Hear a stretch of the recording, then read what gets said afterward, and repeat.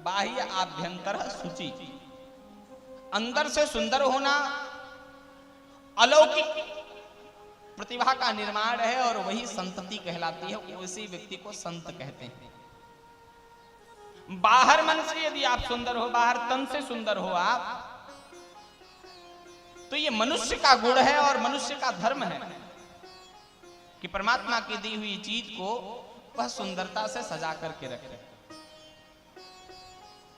परंतु आपके अंतर मन को भी सजा करके सुंदरता पूर्वक सफाई से रखना आपका दायित्व है।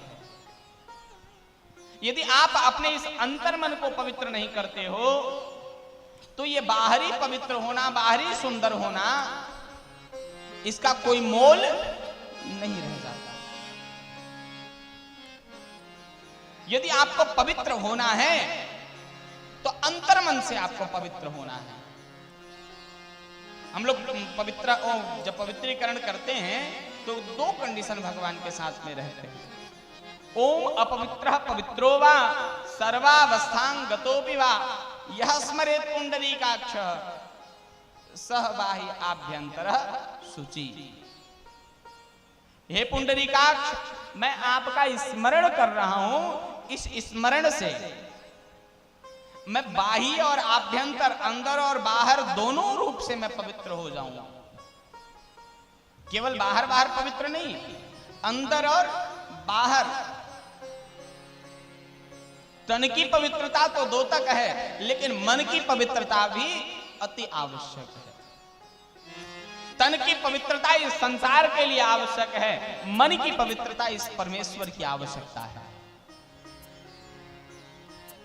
भगवान चाहते हैं कि जो मेरे पास में आए वह छल कपट मोह माया प्रपंच को त्याग करके निर्मल होकर के आए। दुनिया में यदि कोई चीज मांगने लायक है तो वो निर्मलता। जासु कृपा निर्मल मति पाऊं। सीता जी को भी चाहिए, आगे स्तुति हम लोग गाएंगे, सीता जी को भी चाहिए तो क्या चाहिए? परमात्मा निर्मल मति। इस बुद्धि में यदि कुछ देना, इस मति को यदि कुछ करना तो निर्मल कर देना। और निर्मलता नहाने से नहीं आती। राम सुखदास जी महाराज का एक श्लोक है कि दुंद की पंडु की चैवा दुंदुभ्याम मत्सलः सतई, कि यदि नहाने से कोई वस्तु पवित्र होता, नहाने से किसी का तारण हो जाता, नहाने से यदि हम किसी को पवित्र मान लेते तो संसार में मछली की प्रजाति ही नहीं रह जाती।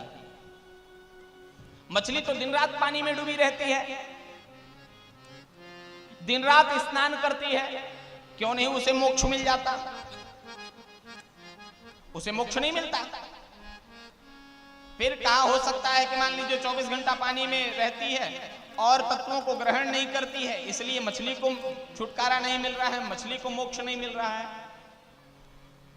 तब उन्होंने कहा डुंडुकी चाहिए। मेढक कहां गया? मेढक तो बार बार जल में जाता है और जल से बार बार निकलता है, वो तो सारे तत्वों को ग्रहण कर रहा है।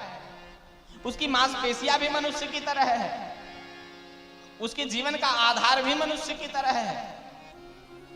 इस बात को वैज्ञानिकों ने प्रूफ किया कि जो व्यक्ति ऑपरेशन करना सीखता है पहले वो मेढक के ऊपर करता है।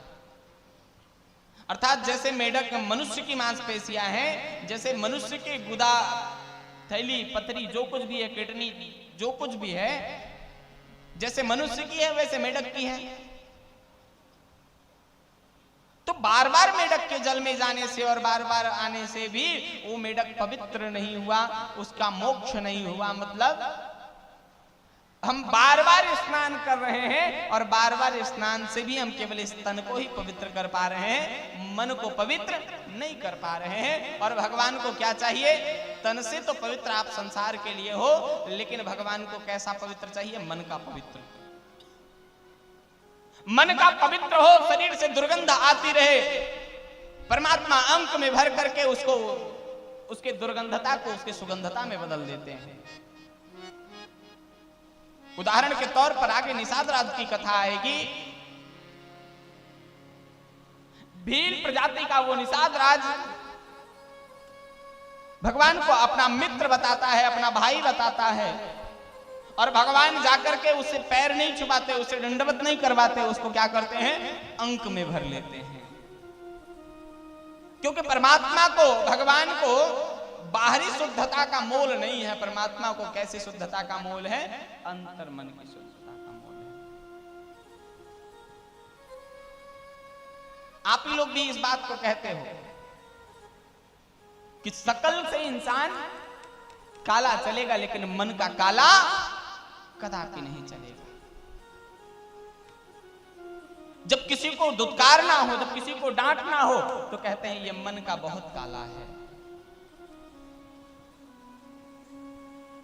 तो मन की पवित्रता अति आवश्यक है।